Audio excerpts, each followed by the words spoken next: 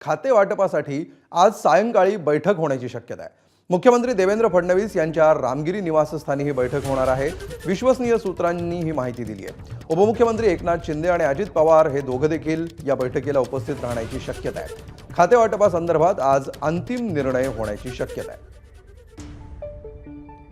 आणि याविषयी अधिक माहिती घेऊया, आमचे प्रतिनिधी अभिषेक मुठा सध्या आपल्या सोबत आहेत।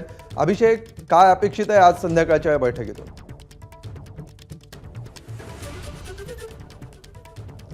नक्कीच काल जर का पाहायचं तर आपल्याला मंत्रिमंडळाचा शपथविधी जो आहे तो होताना पाहायला मिळालेला होता आणि त्यामुळेच एकूणच खाते वाटप कधीपर्यंत होणार, यावर शिक्कामोर्तब कधी होणार या संदर्भातली उत्सुकता सगळ्यांनाच होती। मुख्यमंत्र्यांकडनं देखील काल सांगण्यात आलेलं होतं की येत्या 2 दिवसामध्ये खाते वाटप जे आहे ते आम्ही पूर्ण करू।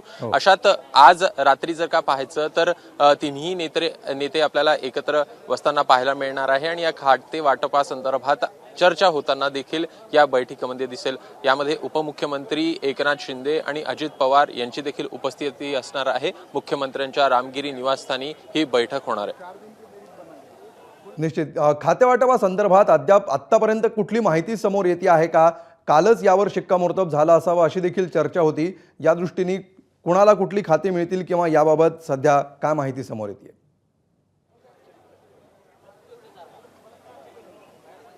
नक्कीच मुख्यमंत्र्यांकडनं काल या संदर्भात देखील सांगण्यात आलेलं होतं की एकूण कोणते विभाग कोणाकडे जाईल या संदर्भात निश्चिती अद्याप आलेली नाही आणि त्यामुळे कोणाला कोणतं खातं द्यायचं ह्या संदर्भात देखील मुख्यमंत्री आज निर्णय घेणं अपेक्षित आहे। मुख्यमंत्र्यांची आज जी दोघंही नेत्यांसोबत बैठक होईल त्यावेळी या संदर्भातली निश्चिती आपल्याला येताना दिसणार आहे।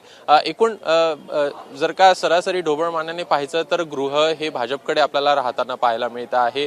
गृहनिर्माण हे शिवसेनेकडे जात आहे तर अर्थ हे राष्ट्रवादी काँग्रेसकडे आपल्याला जाताना दिसतं आणि त्यामुळे एकूणच या संदर्भात पाहायचं तर आणखी कोणती खाती आहेत जी कोणाच्या वाटेला आली आहेत, सोबतच कोणत्या मंत्र्यांकडे ती खाती जात आहे, कशा प्रकारे हे खाते वाटप होत आहे या संदर्भात देखील आपल्याला या बैठकीनंतर निश्चितता संध्याकाळी याची स्पष्टता येऊ शकते अशी अपेक्षा आहे। तूर्त धन्यवाद अभिषेक या माहितीबद्दल।